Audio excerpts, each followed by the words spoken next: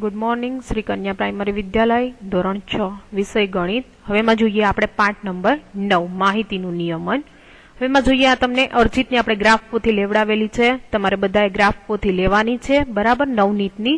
હવે ગ્રાફ પોથીની અંદર જ આપણે દાખલા કરશું. તો હવે જોઈએ દાખલા નંબર પહેલો, માહિતીનું નિયમન.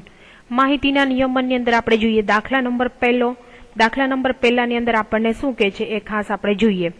તો શું કહે છે? ઉદાહરણ બીજું, એકતા એના 6ઠ્ઠા ધોરણના વિદ્યાર્થીઓને બૂટના નંબરની માહિતી એકઠી કરવાની કહે છે. શેની કહે છે? બૂટના નંબરની માહિતી એકઠી કરવાની કહે છે. તો તેને મેળવેલ માહિતી નીચે પ્રમાણે માહિતી પર શું કહે છે? આવૃત્તિ કોષ્ટક તૈયાર કરવાનું છે. તો આપણે જોઈએ આવૃત્તિ કોષ્ટક કઈ રીતે તૈયાર કરીએ છીએ એ આપણે ધ્યાનમાં લઈએ.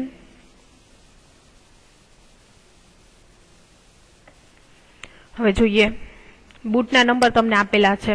સૌથી નાનું કયું છે? 4 નંબર, 5, 6, 7 અને 8 બરાબર. એ રીતે તમને બૂટના નંબર આપેલા છે. તો પેલા 4 નંબર જોઈએ. 4 નંબર વાળા કેટલા છે? 1, 2, 3, 4 બરાબર અને 5. કેટલા આપેલા છે? 5. 5 બૂટ આપેલા છે. તો અહીંયા વિદ્યાર્થીઓની સંખ્યા આપણે કાઉન્ટ કરી શકીએ છીએ 5. ત્યાર પછીનો આપણે જોઈએ.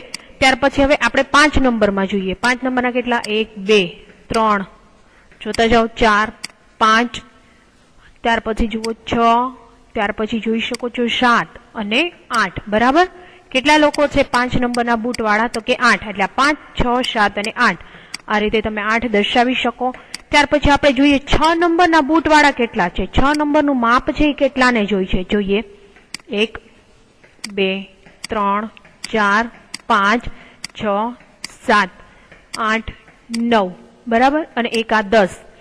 કેટલાને જોઈ છે 6 નંબરનું માપ? તો કે 10 જણાને 6 નંબરનું માપ જોઈએ છે.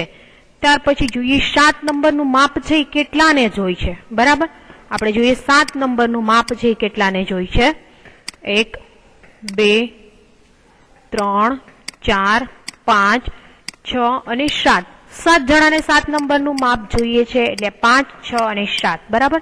7 જણાને 7 નંબરનું માપ જોઈએ છે. ત્યાર પછી આપણે જોઈએ 8 નંબરનું માપ છે એ કોને કોને જોઈ છે? 8 નંબરનું માપ આપણે દર્શાવી શકીએ છીએ.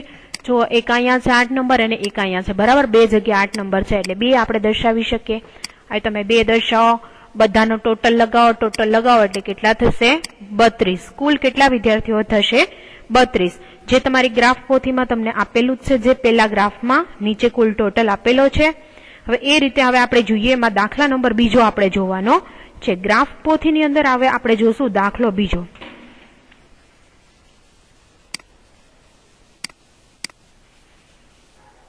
હવે ત્યાર પછીનો આપણે બીજો ગ્રાફ જોઈએ. બીજા ગ્રાફમાં શું કે છે? ચિત્રના આલેખનું અર્થઘટન કરવાનું છે. જ્યારે એક વિદ્યાર્થી હોય બરાબર, એક વિદ્યાર્થીનો ફેસ દર્શાવેલો હોય ત્યારે તમારે એક ગેરહાજર છે એવું તમારે સમજવાનું રહેશે. અગાઉના અઠવાડિયાના વર્ગમાં 30 વિદ્યાર્થીઓ છે. 30 વિદ્યાર્થીઓમાં જે ગેરહાજર રહેલા છે એનું આખું તમને શેડ્યુલ બતાવેલું છે કે કેટલા કેટલા વિદ્યાર્થીઓ છે ગેરહાજર રહેલા છે. જોઈએ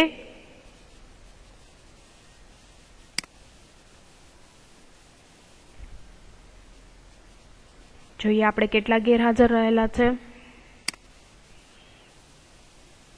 જોઈએ પેલું આપણને શું તમને પ્રશ્ન આપેલો છે? કયા દિવસે સૌથી વધારે વિદ્યાર્થીઓ ગેરહાજર રહ્યા? કયા દિવસે સૌથી વધારે ગેરહાજર રહેલા છે? તો અહીંયા તમે જોઈ શકો છો. જુઓ છેલ્લા દિવસે અહીંયા તમને સૌથી વધારે ગેરહાજર રહેલા દેખાય છે. તો કયો વાર આવે? તો કે શનિવાર. કયો વાર આવશે? શનિવારે સૌથી વધારે ગેરહાજર રહેલા છે. કયા દિવસે 100% હાજરી હતી? તો કયા દિવસે? તો કે ગુરુવારે 100% હાજરી હતી. કયા વારે હતી? તો કે ગુરુવારે 100% હાજરી હતી. ત્યાર પછીનો આપણે જોઈએ ત્રીજો પ્રશ્ન. આ અઠવાડિયામાં કુલ કેટલા વિદ્યાર્થીઓ ગેરહાજર રહેલા છે? કુલ કેટલા વિદ્યાર્થી કે છે? કુલ કે છે એટલે આપણે બધા ટોટલ જોવા પડશે. જોઈએ પેલા તો નીચે આ 5 બરાબર. 5 + 4, 5 ને 4 9, 9 ને 2 બરાબર. 9 ને 2 11, 11 ને 1 12, 13, 14, 15, 16, 17, 18, 19 અને 20. કેટલા વિદ્યાર્થીઓ આ અઠવાડિયામાં ગેરહાજર રહેલા હતા?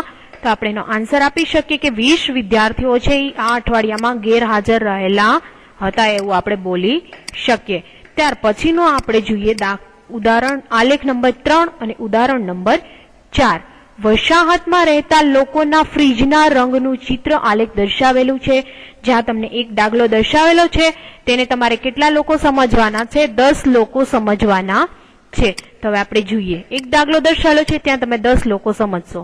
પેલું શું કે છે? વાદળી રંગ પસંદ કરનાર લોકોની સંખ્યા કેટલી? તો કે 5. પણ શું કરશું? 5 ગુણ્યા 10 લેવા પડશે. એક દાખલાએ 10 થાય છે એટલે કેટલા લોકોને વાદળી રંગ પસંદ છે? તો કે 50 લોકોને. કેટલા લોકોને લાલ રંગ પસંદ છે? બરાબર, 5 આખા દાખલા છે અને આ હાફ છે એટલે એને કેટલા ગણવા પડશે? 5. એટલે 50 પ્લસ 5 એટલે કેટલા થશે? 55 લોકોને લાલ રંગ પસંદ છે. કેટલા લોકોને સફેદ રંગ ગમે છે? તો કે 20 લોકોને સફેદ રંગ ગમે છે. કેટલા લોકોને ગમે છે સફેદ રંગ? તો કે 20 લોકોને સફેદ રંગ ગમે છે. લોકોએ કયો રંગ સૌથી ઓછો પસંદ કરે છે? તમે જોઈ શકો છો કયો રંગ છે સૌથી ઓછો પસંદ કરેલ છે? તો કે સફેદ રંગ છે એ સૌથી ઓછો પસંદ કરેલો છે. કયો રંગ છે? સફેદ રંગ. લોકો કયો રંગ સૌથી વધુ પસંદ કરે છે? સૌથી વધારે પસંદ કરનાર રંગ કયો હતો? તો કે લાલ. લાલની પ્રાયોરિટી સૌથી વધારે હતી. 55 લોકોએ લાલ રંગ પસંદ કરેલો હતો. ત્યાર પછી જોઈએ આલેખ નંબર 4, ઉદાહરણ નંબર 5. જુદા જુદા વાહનોનો ઉપયોગ કરી શાળામાં આવતી શ્રેણી 6 થી 30 વિદ્યાર્થીઓને ચિત્ર આલેખ દર્શાવેલું છે. જ્યાં તમને એક સ્માઇલી દર્શાવે છે ત્યાં કેટલા વિદ્યાર્થી થાય છે? એક વિદ્યાર્થી તમારે કાઉન્ટ કરવાના છે. આપણે જોઈએ હવે દાખલા દ્વારા. નીચે પોતાની કારમાં મુસાફરી કરીને શાળામાં કેટલા વિદ્યાર્થીઓ આવે છે? તો કે 4. કેટલા આવે છે? 4. મોટા ભાગના વિદ્યાર્થીઓ શાળાએ આવવા શાનો ઉપયોગ કરે છે? જો વધારે આમાં દેખાય છે એટલે શેમાં આવવાનું વધારે પસંદ કરે છે? સ્કૂલ બસમાં. કેમાં આવે છે? સ્કૂલ બસમાં. શાળામાં આવવા સાયકલનો ઉપયોગ કરી અને કેટલા વિદ્યાર્થી કરે છે? સાયકલનો ઉપયોગ કેટલા કરે છે? તો કે 3 વિદ્યાર્થીઓ સાયકલનો ઉપયોગ કરે છે. ત્યાર પછીનું આપણે જોઈએ ડી. શાળામાં કેટલા વિદ્યાર્થીઓ ચાલીને આવે છે? તો કેટલા વિદ્યાર્થીઓ ચાલીને આવે છે?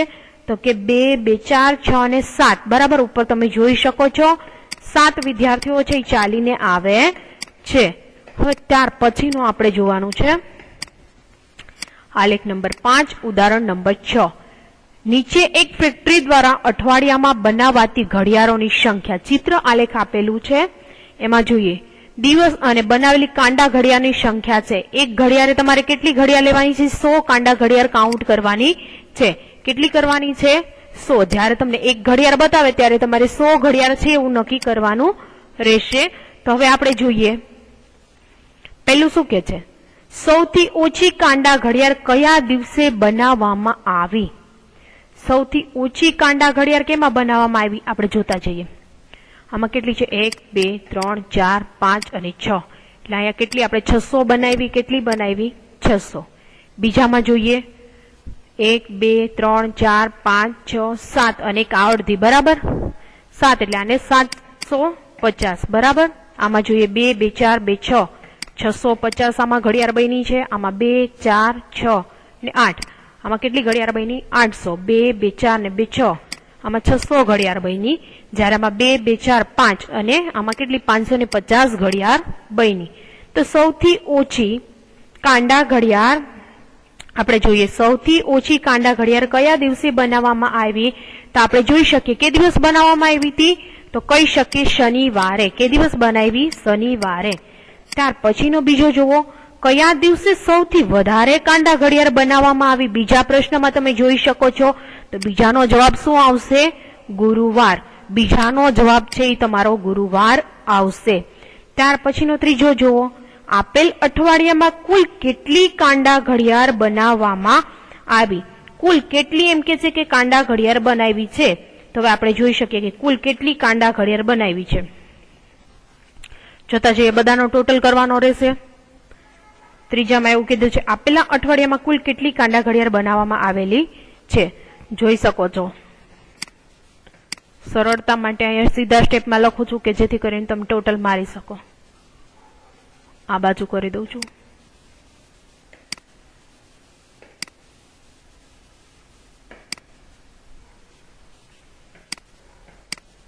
બરાબર. 600, 2, 3, 4, 5, 6 અને 7, 750.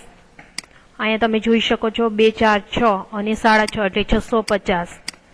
2 2 4 2 6 7 અને અહીંયા 750. અહીં જોઈ શકો છો 2 4 ને 2 6 એટલે 600. અહીં જોઈ શકો છો 550. આખા અઠવાડિયા દરમિયાન કુલ કેટલી ઘડિયાળ બની છે એવું કહે છે તો આપણે જોઈ લઈએ. બરાબર. 5 ને 5 10 ને 5 15 ને 5 20 નું શૂન્ય વધી 2. બરાબર. 6 ને 2 8, 7 14 ને 15, 15 ને 6 21. બરાબર. 21 ને 7 આપણે જોઈએ. 21 ને 7 28.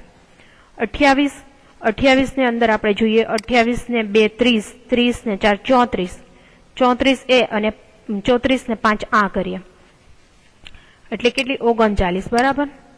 તો હવે જોઈ શકીએ કે આટલી ઘડિયાળો એ લોકો છે એ કેટલા દિવસમાં બનાવે છે. આપેલ અઠવાડિયામાં કુલ કેટલી કાંડા ઘડિયાળ બનાવવામાં આવે છે એવું તમને કીધેલું છે. તો આપણે જોઈ શકીએ કે કુલ કેટલી કાંડા ઘડિયાળી બનાવે છે. તો બધાનો તમારે ટોટલ કરવાનો છે. પણ તમે ટોટલમાં જોજો કે જે હાફ આપેલી છે ઘડિયાળ એને કેટલી તમે ગણશો. તો હાફ આપેલી છે એને તમારે કેટલી ગણવાની રહેશે? અડધી ગણવાની રહેશે. એક ઘડિયાળે તમને કેટલા કહે છે? 100 કહે છે. કેટલા કીધા છે? 100. તો અડધી ઘડિયાળ હોય ત્યારે તમારે 50 લેવાના રે. તો આપણે 50 લઈ અને પછી એની ગણતરી કરીએ તો કેટલા થશે? 3900 ઘડિયાળ બનાવેલી છે અઠવાડિયા દરમિયાન. આપણે એવું કહી શકીએ. બરાબર. આજના લેક્ચરમાં આપણે અહીંયા સુધીનું રાખશું. બાકીનો આપણે નેક્સ્ટ લેક્ચરમાં અભ્યાસ કરીશું. Thank you.